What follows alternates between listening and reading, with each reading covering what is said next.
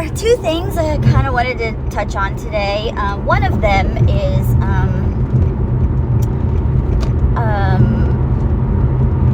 I think each person going through either, every person that's either in the middle of narcissistic abuse or is trying to recover from the abuse has different feelings or different emotional trauma that is like holding you in the cloud of despair and in the dark, what I call the dark evil web of Satan. I mean, I guess that's my English literature. Anyway, and so I wanted to kind of talk about like what struggles hold us all back, and how maybe some people might resonate with others, and and I don't know. I think that the more we talk about it and try to support each other, the better. And I was listening to another gentleman talk about his experiences with his narcissistic ex-wife, and granted, my experience is different because it's my narcissistic mother and my sociopath, psycho, like I'm redundant, but narcissist sister or whatever. But so it could be family members, it could be spouse, friends, and so on. But he was saying the things that he struggled with most were like struggling to overcome wanting to make her understand what she had done and eat crow and have his day, and finally make her feel the way she had made him feel. And those are all, yes, absolutely 100,000%. But he was saying that those negative feelings that had gripped him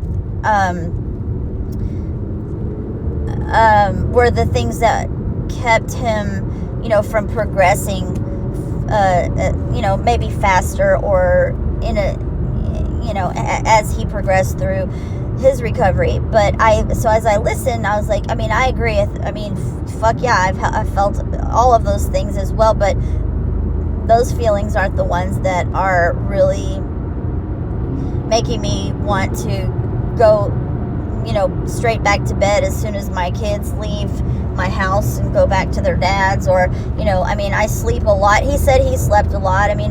Sometimes I just feel like sleeping is the only relief I get from thinking about it all. But it's not, for me, what the gloomy sadness and depression or whatever is happening emotionally to me comes from a different place. So like I was wondering, what are the places that everybody else's pain comes from? So that's one thing I want to talk about. And then the other thing, this morning I started thinking about like trying to describe how it feels to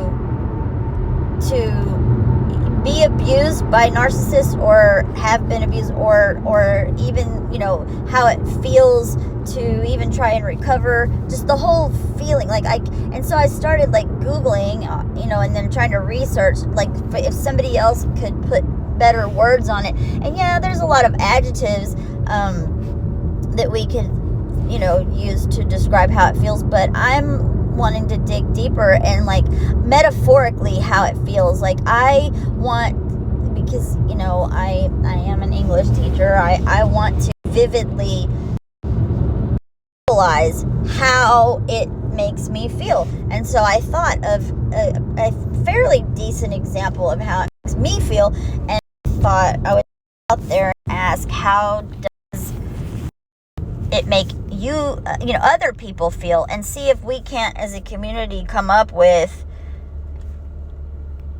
the best, most descriptive, most poignant, most, like when I say this to you, or like to people who are like not understanding, or if you're trying to if you need your adult daughter to understand what you're feeling, or you need a friend to understand, and you bust out this example of how it makes you feel, they'll go, whoa. Like, it'll explain in just that small metaphor immediately how the fuck we feel. And so, yeah, so that's what I wanted to try and touch on as well today. So I'm going to grab a coffee, and then I need to get a can of Fix-A-Flat, and then I'll get back and I'll talk about my feelings.